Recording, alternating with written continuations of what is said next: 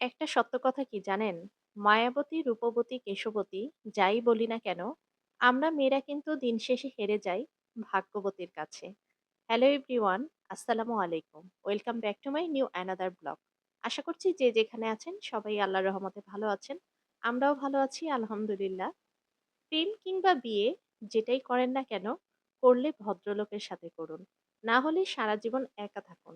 নিজে টাকা কামাই করুন, ঘুরুন ফিরুন, পরিবারের মানুষগুলোকে সময় দিন, আর সম্মানের সাথে বেঁচে থাকুন। যে মানুষ কথায় কথায় তার মতের অমিল হলে অসম্মানজনক কথা বলা শুরু করে, মুখের ভাষা খারাপ করে, ওটাই তার আসল চরিত্র। এমন মানুষ হলো খুবই ভয়ানক। যাদের মধ্যে নম্রতা, ভদ্রতা আছে, সে কখনো মুখের ভাষা খারাপ করে না বা অসম্মানজনক কথাবার্তা বলে না। এমন মানুষগুলোকে ছাড় দিয়ে যত চলবেন, ততই ভালো থাকবেন। এদেরকে যদি ভালোবাসা দেখাতে যান, নিজেরই লস। এরা আপনাকে মানসিক রোগী বানানো ছাড়া কিছুই দিতে পারবে না। এমন সম্পর্ক থেকে যত তাড়াতাড়ি সম্ভব বেরিয়ে আসাই উত্তম। আপনি একজন মেয়ে হয়ে এই যুগে এসে যদি ভাবেন যে কোনো পুরুষ আপনার জন্য বদলাবে, নিজেকে শুধরে নিবে, আপনার ভালোবাসায় তার সমস্ত বাজে অভ্যাস ছেড়ে দিবে, তাহলে আপনি লাউ খান, পুষ্টি বাড়বে।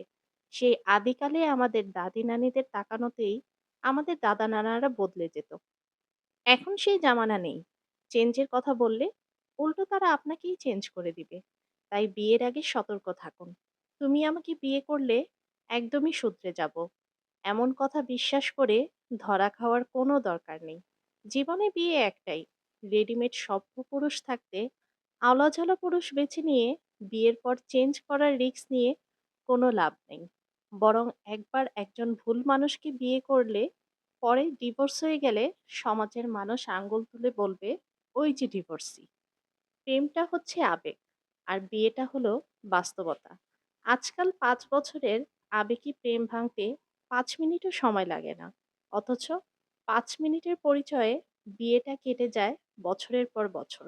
বাস্তবতার কাছে আসলে সবই তুচ্ছ। এতক্ষণ আমার ব্লগটি মনোযোগ সহকারে দেখার জন্য ধন্যবাদ। ব্লগটি যদি আপনাদের কাছে ভালো লেগে থাকে, তাহলে একটি শেয়ারের মাধ্যমে আপনাদের প্রিয়জনকে দেখার সুযোগ করে দিবেন। আর এই ব্লগটি আপনাদের কাছে কেমন লাগলো আর ব্লগটি আপনারা কোথা থেকে দেখছেন তা কিন্তু অবশ্যই সুন্দর একটি কমেন্টের মাধ্যমে আপনারা জানিয়ে যাবেন। আপনাদের এই কমেন্ট পেলে কিন্তু আমরা আরও ভিডিও বানাতে উৎসাহিত হই। ভিডিওটি যদি আপনারা ফেসবুক থেকে দেখে থাকেন তাহলে ফেসবুক পেজের সাথে যুক্ত হয়ে যাবেন। যদি ইউটিউব থেকে দেখে থাকেন তাহলে ইউটিউব চ্যানেলটি আপনারা সাবস্ক্রাইব করে দিবেন। যদি ইনস্টাগ্রাম এবং টিকটক থেকে দেখে থাকেন তাহলে ইনস্টাগ্রাম এবং টিকটক পেজটি আপনারা ফলো করে দিবেন। সো আবার হাজির হব এরকম সুন্দর নতুন একটি ব্লগ নিয়ে। সে পর্যন্ত আপনারা ভালো থাকুন, সুস্থ থাকুন এবং নিজের খেয়াল রাখুন। আল্লাহ হাফেজ।